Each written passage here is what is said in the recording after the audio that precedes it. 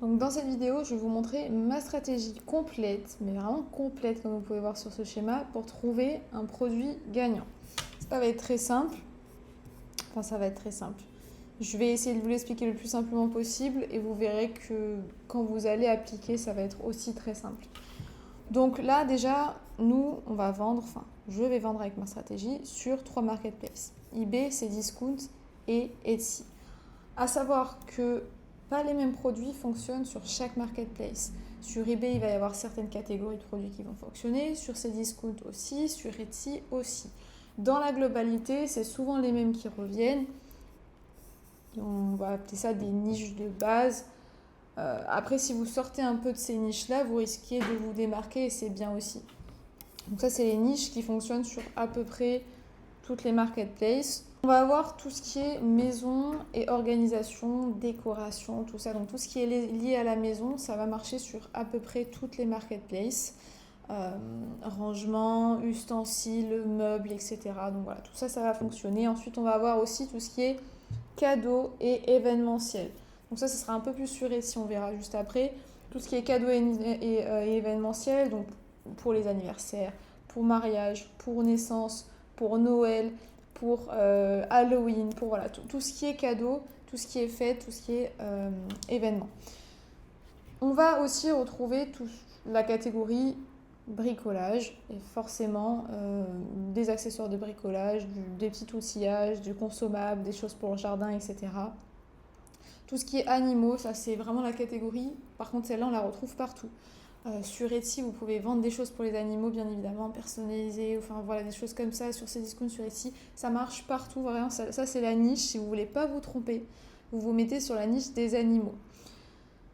Dans les animaux, on va y avoir tout ce qui est soins pour les animaux, les jouets pour les animaux, les accessoires pour les animaux, les vêtements pour les animaux, etc., etc. Et ensuite, on va avoir tout ce qui est bien-être et lifestyle, donc des choses pour le sport, des haltères, des trucs pour la routine, même des livres pour le développement du corps, etc. Enfin bref, tout ça. Accessoires. Donc ça, c'est ce qu'on va appeler des niches de base. Pourquoi je vous parle de ça? Parce qu'on va partir de ces niches pour trouver des sous-niches, pour trouver des sous-sous-niches, pour trouver des produits qui gagnent, enfin qui se vendent. Donc là, je vous donne ces 5 niches gratuitement. Il y en a d'autres, mais c'est les niches principales qui collent à peu près à ces 3 marketplaces, on va dire. Après, il y en a d'autres, effectivement, j'en parle aussi dans mon accompagnement, des niches un peu plus poussées, un peu plus secrètes. Mais bon, vous avez déjà celles-ci qui sont très très bien. Et donc, comme je vous disais, dans chaque marketplace, il va y avoir des niches qui fonctionnent plus ou moins bien. Chaque marketplace a son type de public et a son type d'objet qui se vend plus ou moins bien. Sur eBay, ça va plutôt être des accessoires, des pièces, des trucs à collectionner, des timbres, des reventes, des opportunités, des choses d'occasion, souvent à petit prix. Hein, on voit que eBay est souvent moins cher que d'autres marketplaces. Donc voilà, des choses pour le téléphone, etc. Ça fonctionne très bien aussi. Sur ces discounts, ça va être plus être centré sur tout ce qui est maison, bricolage, électronique, ça fonctionne très bien. Les accessoires, le sport, tout ce qui est saisonnier. Et ensuite, sur Etsy, on va avoir plutôt tout ce qui est personnalisable, événementiel, cadeau. Dont le print on demand qui va être d'imprimer en fonction de ce que la personne veut, d'imprimer quelque chose, un motif sur un t-shirt, sur une tasse, etc. Donc voilà à peu près le global, en sachant que sur Etsy, c'est très compliqué de revendre des choses qui ne vous appartiennent pas. Ils privilégient les choses que vous avez créées vous-même, si vous êtes artisan, créateur, etc. Encore une fois, il y a des manières de contourner tout ça. Je l'explique dans mon accompagnement, mais voilà, ça, c'est les choses principales qu'on peut vendre sur Etsy. Pardon. Et donc, là, on a vu des niches. Donc, une niche, ça va être un gros titre, le gros titre d'une catégorie. Animaux, sport, maison. Dans ces gros titres, il va y avoir d'autres catégories. Donc, je vous ai mis un exemple. Il va y avoir, par exemple, dans la niche maison, la catégorie salle de bain, qui est une pièce de la maison. Mais dans la catégorie salle de bain, si on veut aller encore plus loin, il va y avoir tout ce qui est relié à la douche. Donc tout ce qui va être relié à la douche ici. je sais pas, des pommeaux de douche, etc. Ça, je vais le voir juste après. Mais voilà, donc en dessous des niches, il y a des catégories dans lesquelles vous pouvez vous placer ou même vous spécialiser si vous voulez vous spécialiser que dans la chambre, que dans des lits, que dans des matelas, que dans des matelas avec des plumes. Enfin voilà, il y a vraiment il y a niches, sous-niches, sous-niches, sous-sous-niches, sous-sous-niches. Enfin vraiment, il y a pas mal d'étapes, d'idées de produits. C'est impressionnant comment il y en a. Il n'y aura jamais assez de concurrence. Enfin, c'est vraiment impressionnant. Donc dans ces niches-là, vous allez essayer de trouver ce qui vous correspond ou des catégories que vous avez vu qui fonctionnaient bien. Ou même vous pouvez taper dans la barre de recherche sur eBay maison et voir ce qu'il en sort, s'il y a plutôt des lits qui ressortent en premier, etc. Si vous voyez que les lits ressortent en premier, peut-être vous allez vous dire les choses pour la chambre ça marche bien. Enfin, voilà. Donc en dessous des niches, vous essayez de déterminer des catégories sur lesquelles vous voulez vous placer ou vous voulez rechercher du moins, voir si ça fonctionne. Donc admettons, nous on va voir si ça fonctionne dans la niche salle de bain, enfin dans la niche maison, sous-catégorie encore salle de bain. Parce qu'on a essayé d'affiner un peu. Dans la catégorie, ensuite, on va trouver des produits. Des produits, il y en a plein, avec plein de caractéristiques différentes, destinés à plein de publics différents. Donc je vous ai mis un exemple. Dans la niche maison, on a trouvé la catégorie salle de bain. On a affiné un peu, on s'est dit salle de bain c'est un peu trop grand, on s'est mis sur la catégorie douche. Et dans la catégorie douche, on va avoir un pommeau de douche. On va avoir un truc là où l'eau s'évacue. Je ne sais pas, voilà, j'ai pas le mot en tête. On va avoir un rideau de douche. On peut avoir un filtrant pour la douche. On peut avoir une étagère à mettre pour les savons dans la douche. Enfin, il y a plein de produits différents. Et donc ça va être des produits qui sont dans une catégorie, qui sont dans une niche. Et ça, vous pouvez le trouver aussi, pareil, en tapant sur... Tout simplement, vous tapez douche sur Cdiscount et vous voyez ce qui sort. Ça se trouve, il va y avoir des étagères avec plein d'avis, etc. Et vous avez peut-être trouvé votre premier produit. Donc, je répète, comme ça, après on passe à la suite, pardon. On va essayer de partir de niches qui se vendent bien sur les marketplaces. Vous pouvez demander à ChatGPT, ou là je vous ai mis moi 5 niches qui fonctionnent bien sur l'ensemble des marketplaces en général. Maison, organisation, cadeaux, bricolage, animaux et bien-être, sport, etc.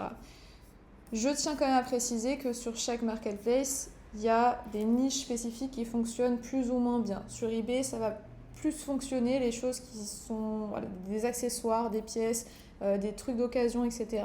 Sur Cdiscount, maison, brico, etc. Donc je ne vais pas me répéter. Je vous ai donné des niches principales. En dessous de ces niches, on va avoir des catégories de produits. J'ai mis un exemple ici. Dans les catégories, on va trouver des produits. Il va y en avoir des milliers.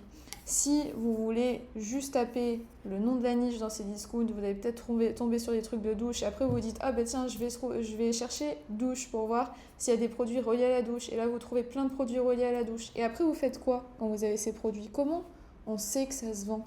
Comment on sait que c'est un produit gagnant? Une fois que vous avez trouvé un produit ou plusieurs produits, hop, il va y avoir ce qu'on appelle des top produits. Donc ça, c'est des produits, moi, personnellement, que je vais ajouter sur mon store. Comment je détermine qu'un produit va se vendre, qu'il y a de la demande, et que je vais pouvoir concurrencer la personne, etc., etc. Donc, il va y avoir 6 choses que je vais regarder. Les photos. Est-ce que les photos sont bien? Est-ce que je vais pouvoir concurrencer la personne? je vais pouvoir faire des photos mieux que la personne, et donc que les personnes achètent plus chez moi que chez elles. Voilà. Donc, je vous ai mis, on va pouvoir, en fonction des photos, voir si on peut concurrencer la personne. Ensuite, je regarde, il n'y a pas ces métriques-là sur toutes les marketplaces. Attention, sur Cdiscount, il y a plein de métriques qui ne sont pas présentes. Mais prenons l'exemple... pardon. Hop là, j'ai touché la caméra. Mais prenons l'exemple d'eBay. d'eBay qui nous donne beaucoup d'indications gratuitement. Hop, je remets la caméra droite, sinon c'est pas top. Qui nous donne beaucoup d'explications gratuitement, dont le nombre de ventes sur pas mal de produits. Hop. Et ça va nous permettre d'évaluer la demande. On va pouvoir aussi regarder les avis. Les avis vont nous permettre de voir deux choses. Premièrement, est-ce que le produit, c'est un bon produit? Est-ce qu'il a 2 étoiles sur 5? Est-ce qu'il a 4 étoiles sur 5? Ça va nous permettre d'évaluer le risque. Parce que si on se met sur un produit qui a 2 étoiles sur 5, on risque d'avoir des mauvais avis, de moins être mis en avant par la plateforme, d'avoir des réclamations, voire de se faire bloquer son compte. Donc voilà, on peut évaluer le risque lié à ce produit. Et ensuite, on va pouvoir aussi évaluer la demande. Plus il y a d'avis, plus il y a de ventes, plus il y a de demandes. Ok ? On va pouvoir aussi, bien évidemment, mais ça c'est autre chose à part, regarder les avis, voir ce que les personnes commentent et voir si ça ne peut pas nous donner des axes d'amélioration ou des idées d'autres produits. Ensuite, on va pouvoir regarder le nombre d'ajouts au panier. Pareil, sur eBay, c'est marqué nombre d'ajouts au panier ou nombre d'ajouts à la liste d'envie. Pareil, sur Etsy aussi, c'est noté. Ça va nous permettre d'évaluer la demande comme le nombre de ventes ou le nombre d'avis. Mince, du coup, je l'ai mis 2 fois. Donc, il n'y a que 5 axes. 5 axes. Beaucoup d'avis, hop, on enlève. On l'a déjà mis ici. Et ensuite, est-ce qu'on peut concurrencer le prix? Donc, on va regarder le prix. Est-ce que c'est un prix bas? Est-ce que c'est un prix haut? Et ensuite, on va essayer de trouver ce produit moins cher. Ça, c'est la suite. Et ça va nous aider à déterminer si on peut concurrencer la personne sur le prix. Si on peut la concurrencer sur les photos et sur le prix, gros pactole. Si on peut la concurrencer sur les photos, mais pas sur le prix, on peut faire quelques ventes. Enfin, on va peut-être se partager les ventes avec un autre concurrent. Il y a quelque chose que je n'ai pas noté en revanche et que j'ai oublié de noter. On peut aussi regarder la livraison. Donc nous, quand on va trouver notre produit, on va savoir en combien de temps il va être livré. Je vais vous montrer juste après comment on trouve les produits. Mais les fournisseurs, quand on trouve notre fournisseur, le fournisseur va noter combien de temps on met pour livrer le produit, combien de temps il met pour livrer le produit. Sur ses discounts, sur eBay, etc., c'est aussi marqué en combien de temps livre la personne. À savoir que vous serez plus mis en avant si vous livrez plus rapidement qu'une autre personne. Voilà. Donc ça aussi, c'est quelque chose que vous pouvez regarder. Donc tout ça, ça va nous aider à déterminer un score sur un produit et savoir si on va le mettre en vente ou pas.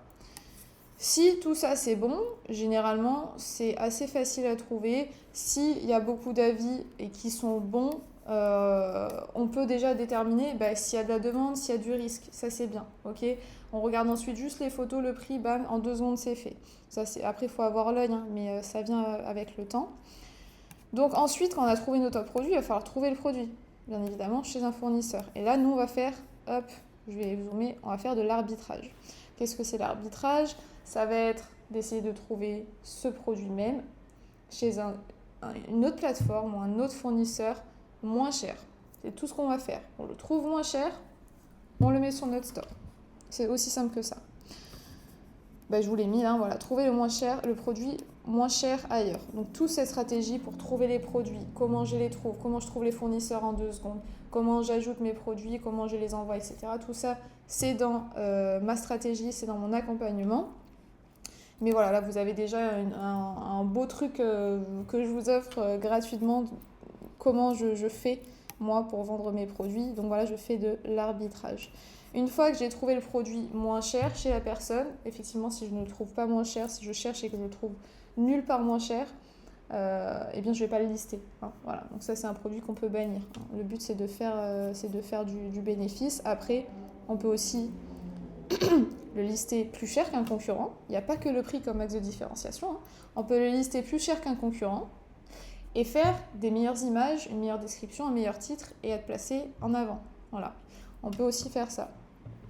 Donc voilà, je trouve ce produit, j'essaye de le trouver le moins cher possible, on va dire le moins cher possible. Une fois que j'ai trouvé le produit le moins cher possible, je vais le mettre sur mon site et je vais mettre des belles images, etc. Et je vais le lister. Quand on va lister, il va y avoir plusieurs points à respecter pour être mis en avant, pour concurrencer ses concurrents, pour plus vendre. Ça va être le sujet d'une prochaine vidéo, parce qu'il y a pas mal de choses à dire dessus aussi. Sûrement la prochaine vidéo, donc suivez bien mes vidéos. Je vais vous révéler comment je fais un listing, comment je fais mes titres, comment je fais mes images, etc. Et puis voilà, donc là c'est tout pour cette vidéo. Je vous mets le schéma en gros et en dessous de la vidéo je vous mets tous les liens qui peuvent vous servir, donc n'hésitez pas à aller voir la description. Si vous avez aimé la vidéo, abonnez-vous ou mettez-moi un petit commentaire si vous avez des questions. N'hésitez pas aussi à les poster en commentaire ou directement sur mon Instagram @thegirlbossclub. Pareil, je vous mets le lien en dessous de la vidéo. Et puis, je vous souhaite une très bonne journée.